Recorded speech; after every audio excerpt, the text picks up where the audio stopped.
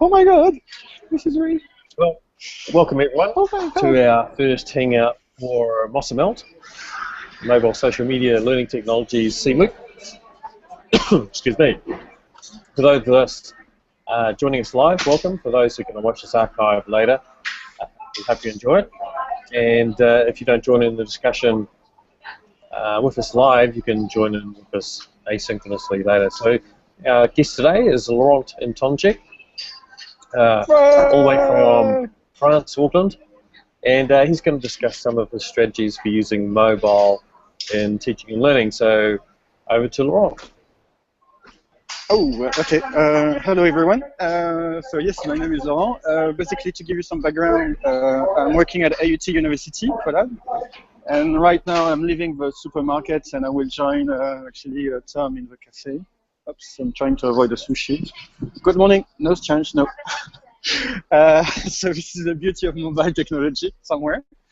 And probably what I thought could be relevant for you guys and girls will be to discuss about some tools that I've been using in the last 4 years in my classes. And the first one basically is Bambuser.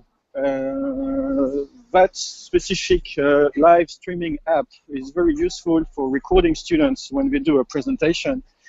And what does it mean for me? It means I just need to switch on my phone and I just need to record the presentation.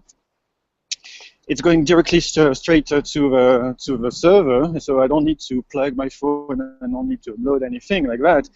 And I can also record the Q&A session, which means most of the students, they're quite defensive during that time, and so they don't really listen to the questions, so they want to get rid of the question very quickly.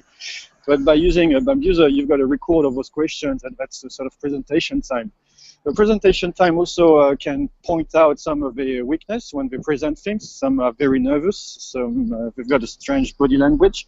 So that's another way to help them to be more confident, to build that sort of level of professionalism, I will say, in terms of presenting publicly. And also that helps them in terms of archiving and to be able to reflect on their practice afterwards. Whoa, I'm trying to avoid the van courier here.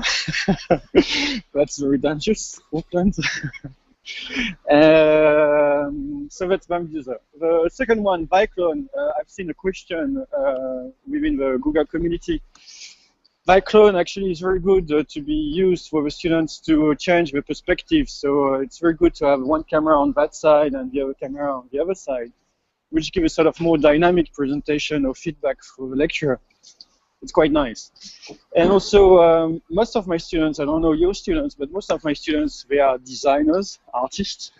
So they, how can I say that? They work most of the time between 11 o'clock p.m. and 4 o'clock a.m., which means it's my due to sleep, so I can't really support them and help them. And by recording themselves thanks to Bambuser or Viclone, basically I can check the video in the next day or next morning. Most of them actually they don't attend the class in that case, but I'm using that class time to review their work. So I'm not creating more work for myself, because that was one of the questions of my colleague, saying I don't want to do all that extra feedback. But if a student is not in class, or if you've got half of the class not present, it's another way to optimize your time in class and saying, well, I can still contribute to your learning. Okay, so that's Bambuser. Vimeo is another one, but we don't need to talk together now. Viclone, here is Tom. What else can we speak about? Oh, and I use a lot of hello system. And I use a lot of Google Drive as well, all those tools, because most of the time I put the schedule online, and when I need to change the class or when I've got special meetings, I can just update them simultaneously as well as I changing it for myself. This is a sort of recurring process, filming the film now. Voila. What else can we talk about? Viclone, Bambuser, Google Drive. Which one? Yes, the MOAs actually, we thanks to Tom actually, we developed a few years ago now, I think 2 years ago, something that we call here MOAs, M-O-A, so mobile on air actually on screen. And thanks to those devices, the students they can sit at the table or have a specific studio space, and they can project the images on those screens. So what does it mean? You think, well, that's not very relevant. It's better if they plug the dongle into the laptop and go in front of the class. But actually, it's not that friendly. So basically, students, I don't know how to say that. Let me think. Rather than having someone standing up in front of the class, in front of everyone, you still got people sitting at their normal place, and they can share and project on the screen. So it's less intimidating. And probably for me, it was very, very effective with shy people. And within those shy people, we've got a lot of Asian students who are not very upfront and public talkers, so they're quite reserved because of language issue and because also of cultural background. So thanks to that system, that's sort of giving them a chance to be equally good than the sort of more Frenchy style sort of applause, or Indian style. I can see Vico with his pirate eye. So yes, I need to switch off that. You need to say something. You want to say something, Tom? Yeah. So tell us some of your experiences of using Twitter and Google Plus, and maybe some collaborative videos that you've been using to get interaction. Twitter and Google Plus and collaborative video projects. Okay, so switching on my microphone then. Yes, actually, to be frank with you, I'm not a big fan of Twitter. So I tend to not use so much Twitter, only during conferences. So which means when we've got a special event or a special presentation, it's only at that specific moment we use Twitter in class. On the other hand, I'm a big fan of Google Community and Google Plus, because I'm sharing a lot of tips with my students at any time. I'm asking them to review those tips, those videos, to use them as references for their own development, their own proposals. And also, thanks to the Google community, which is a little different than Google Plus, they also support each other, so they add comments to each other. And when someone's saying help, so for instance, I've got a class on Thursday, when someone gets stuck on Saturday or Sunday when they work at home, they can say, hey, this is what I've done, help, and you got 1 or 2 responses on Monday or Tuesday most of the time from the students themselves. So it's a very nice community of practice.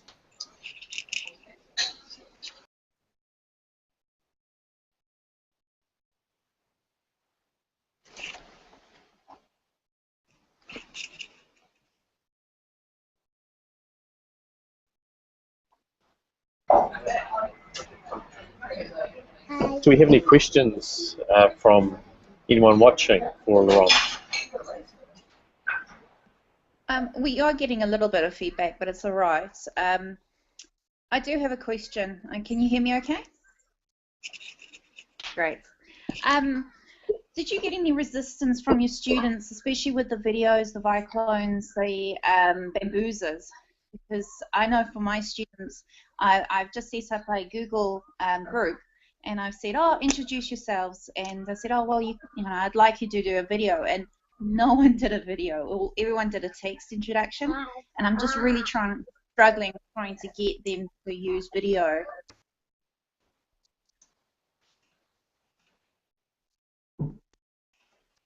They are degree students, IT students, so you think, and mainly males. I don't know if that makes any difference.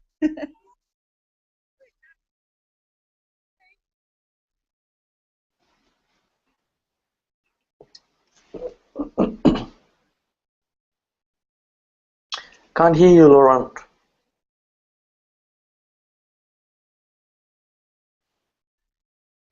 I can hear you. Oh, okay. Yeah.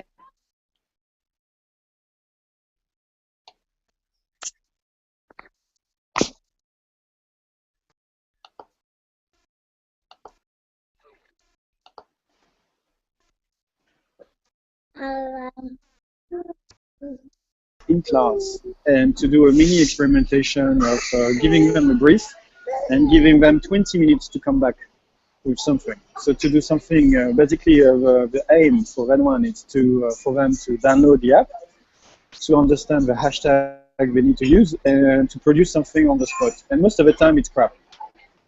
It's quite bad, most of the time. And they're quite disappointed with themselves and say, well, yes, it was bad, but good on you now, you know how it works, so why don't you do a second one? And quite often, the second one, they start to engage more and they try to get that sort of, to not be so ashamed of themselves. So you need to make fair cases, basically. But if you ask them straight away, do a video, introduce yourself, it's unlikely it will happen. Did it answer your question? Yeah, great. Can I just ask one last question, and then I'll let everyone else Sure. ask? Because that's a follow-up from what you just said, because you were talking about in class. Have you had any problems with student access to device? I know that my students generally have devices, but they don't necessarily bring them to classes. Have you had any issues along that? Yes, plenty of issues like that, especially with French students.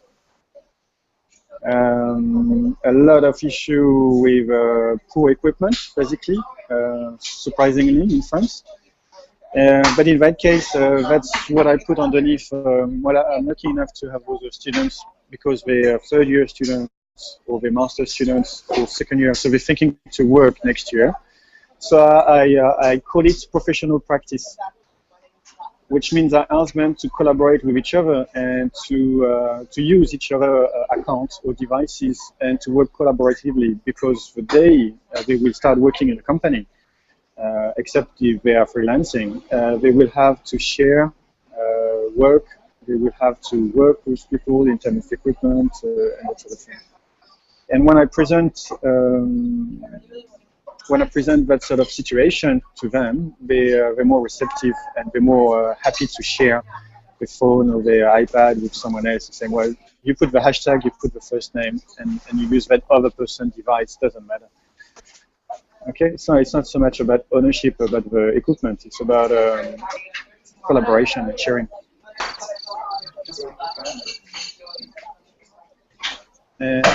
Hello, Helen. Good morning. Hey, I've been listening, but I've just decided to join in by video as well. Good. I think Tabitha had some questions. I was just wondering about how you encourage students to participate. Perhaps part of the problem is that not knowing what the benefit of using the video is, and how do you help them understand those benefits? That's a very good question. To give you the last situation that was last February, so I was facing 80 design students, and I asked them to do a video about their project, and most of them, they are object designers, so product designers and graphic designers. They said, we are not video makers, so we don't give a toss about video. And my argument is that nowadays, especially since the last, within the last 5 years, we are more and more consuming videos. And even when you sell a chair now, more and more people are doing those small animations or sort of 10 seconds, 20 seconds video about the chair to sell it, to pitch it on the also website like crowdfunded website like, what's the name? Ulule. And the other one is a Kickstarter. Okay, so if you want to seek for money, or if you want to show your product, or if you want to sell it, or if you want to talk about it, it's more and more obvious to use video, even if it's 10 seconds.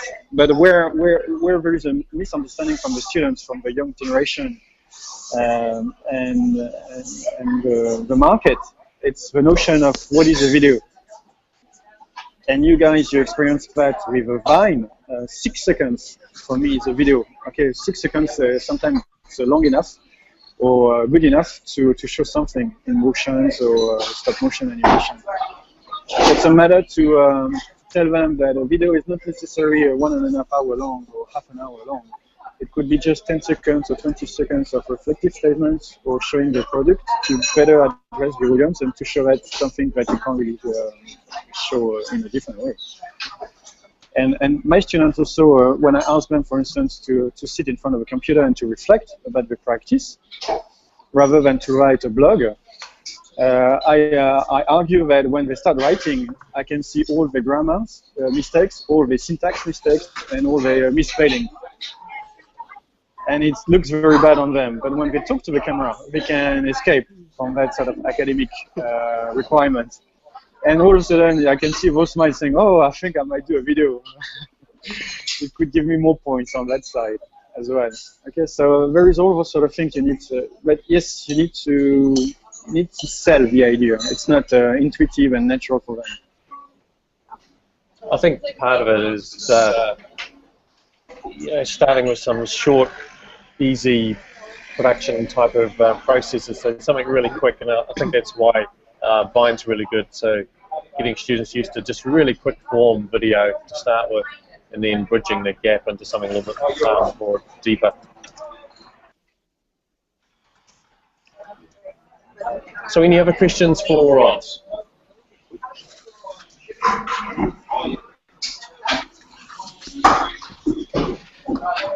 Am I that boring already?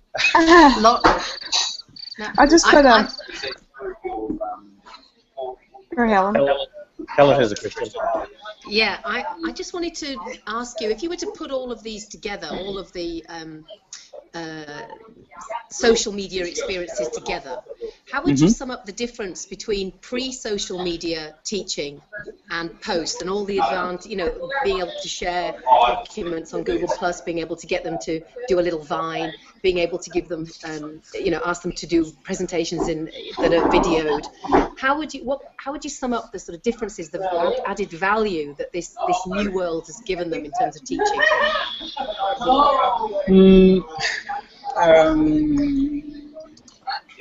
That's a very good question.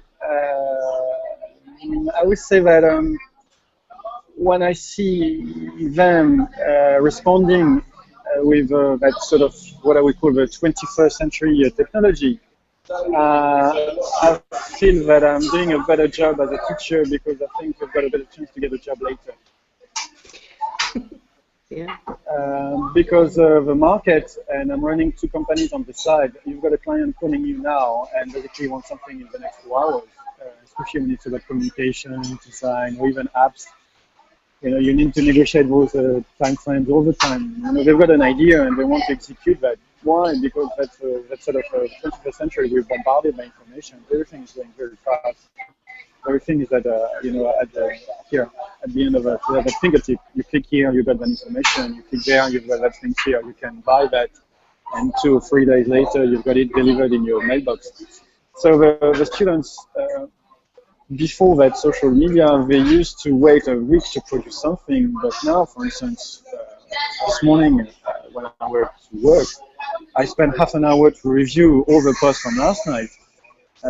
Which means I don't need to have that meeting with those students this week because I just send them one sentence here and there, which means I've done my job in half an hour rather than to listen to those guys talking to me half an hour each. So it's a lot of waste of time. It's far more productive, efficient. And also they quite appreciate that all of a sudden. And the good thing as well, sadly, those kids, they've got a lot of idea. They think they are part of the world, but they are badly informed as well. And so it's more about me, myself, and I. We are thinking that. And thanks to the social media, they are more exposed. They expose the idea to different people who can contradict them and post another post here. And what about that? What about that? Have you seen this? Or it reminds you that and that and that. So all of a sudden, it's broadening up the perspective as well and sort of better informing them. Before it was a little bit more self-centered, and now I think it's more sort of community-based. And of course, within that community, you've got a specific paradigm of thinking, or you've got a specific group mindset. But still, I found that, and they are more prepared to listen as well. So that's the real value. So basically, I would say underneath, I go beyond my job of a lecturer here.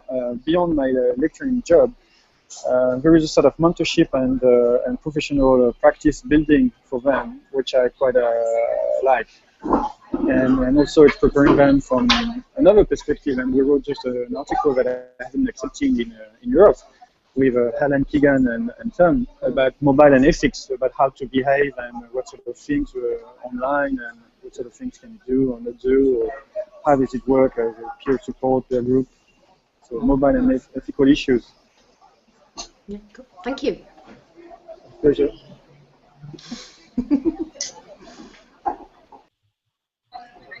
and also something very important, if I may, to add one. And that's the key thing as well. And that's why I really enjoy working with Tom and people. I am learning a lot from my students, Yes. thanks to that device as well. And what's happening is right now, those guys will post those videos on YouTube or those references.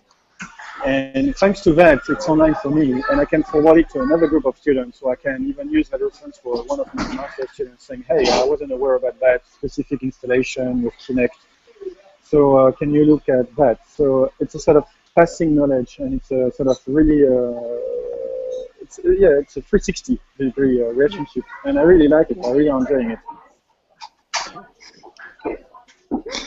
Tommy, I muted my microphone while I'm checking on the children.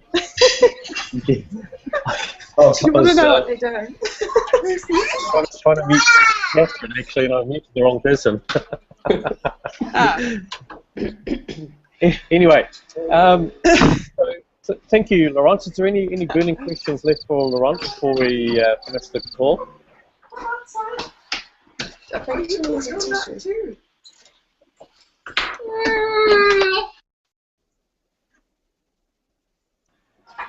No, okay. Well, thank you very much, Laurent. It's been great having you on this our initial broadcast, and as you can see, this was a bit of an experiment as well, where we're actually trying to do this live and demonstrate the use of the tools by being out of the classroom, which is why it's been pretty noisy, but I think it's also demonstrated the ability to be able to be in different contexts and still be connected. So hopefully that was useful for you, and if you have any other questions, just send our friend Laurent a tweet or email him or a post on the Google+. That'd be fantastic. So we're going to finish off now. I've got one question. One more question, yes. One more question. We heard a mystery grasshopper sound. Can you check Laurent's bag and see if he's got that for his lunch? Forget about it. Okay, and with that, this is the end of this call, and for our first hangout, we'll see you all later. Bye. Bye.